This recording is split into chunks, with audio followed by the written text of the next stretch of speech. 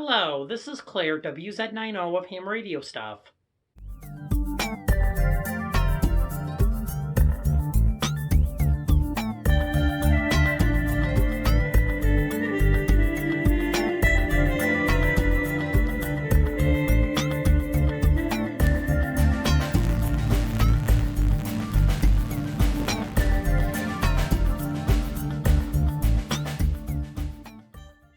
It feels so good to be back after my bout of depression.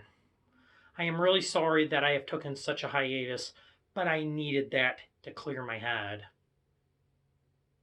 There is a contest coming up. What contest, you might wonder?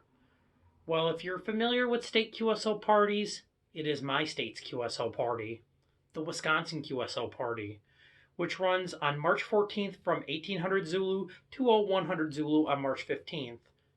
Or for me, 1 o'clock to 8 o'clock p.m. Central Daylight Time on the 14th, since Daylight Savings Time starts tomorrow morning.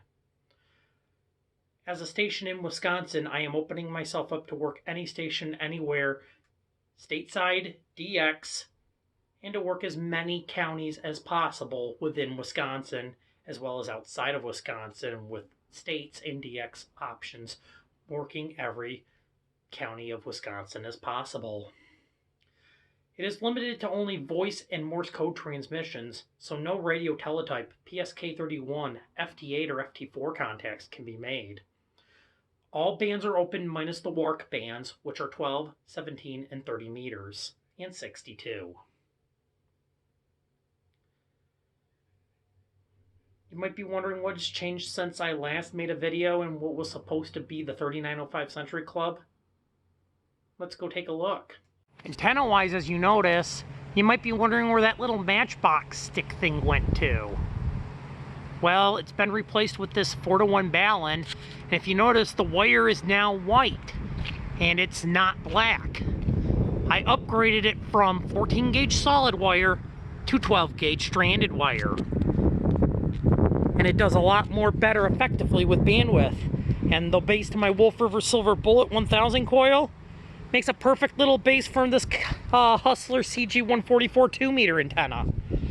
I'll have access to all frequencies from 80 meters all the way down to 2 meters with this complete setup. The radio hasn't changed, but the equipment has quite a bit. And I couldn't ask for anything more. And here we are, back into the shack. It's the same as it ever was, just a lot more disheveled, which hopefully I will have resolved before the contest tomorrow. The same ICOM IC746 there. I really love that radio. I cannot go wrong with it. And thankfully now I have a new clock, and it does show UTC time properly. I don't have the weather station for it, mind you, but all in all, I cannot complain that I can now keep an eye on the UTC clock and have to resync it every few days. But the one problem I do have with the micro ham USB interface 2 that's behind the clock is not so much with the interface, but with the radio itself.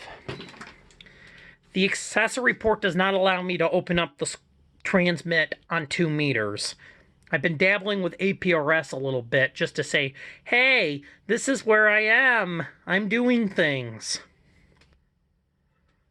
But ultimately, I need to give a thanks to Michael KB9VBR and KZ6V, Dave, for telling me to not give up on this hobby. My original antenna completely shattered, had a line snap because I think squirrels chewed it up. And I just kept running into more and more bad luck. If you remember my 49-to-1 transformer, we had a pretty nasty windstorm and the gusts got to 60 miles an hour. Ripped the input part right out of it. Completely, I don't think this is serviceable anymore. So that's why the 4-to-1 balun is now in its place. Which, don't get me wrong, I do like that, as it's a lot less noisy now on 40 and 75, but it made the SWR go up significantly. I am thinking about rebuilding this and putting it in a more sturdier box. That way I could utilize it for my newest radio that I've got. Yep, this is the pinnacle of new ham stuff. I want to thank W9LR for selling this to me. It's a Zygu X5105. Really nice little portable QRP radio that does 160 down to 6 meters. And I feel like this will fit the bill along with my Wolf River Silver Bullet 1000 that sits in the closet right there with the mill whip sticking out. It'll make a good Parks on the Air setup. I know it will.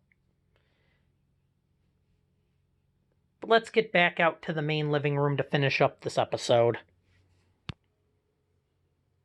I feel pretty confident with the setup that I do have that I'm going to do really good with the Wisconsin QSO Party. It is my final year as a rookie, as I operated it prior as N2ASD when I first moved into this apartment. I wanted to do the Wisconsin QSO Party when I moved to Wisconsin, but I just missed the boat when I got here, and the place I lived at was no antennas allowed. I am very thankful to my landlord that he does allow antennas. Working your state QSO party is a good opportunity to meet hams within your state, as well as making a rare county open to somebody who is a county hunter. With that, this is Claire, WZ9O, saying 7333, and if you do decide to, I hope to have an honor of working with you. Before I wrap up this video, I have a poll posted on my Twitter page if I should go on YouTube Live with the Wisconsin QSO Party with my whole ham radio setup and all. Please vote in that as the polling ends at 11 o'clock a.m. Central Daylight Time. I will try to be live if the votes show yes around 12 o'clock p.m. or as soon as I get up. And with that, I hope to catch you down the bands and in the logs.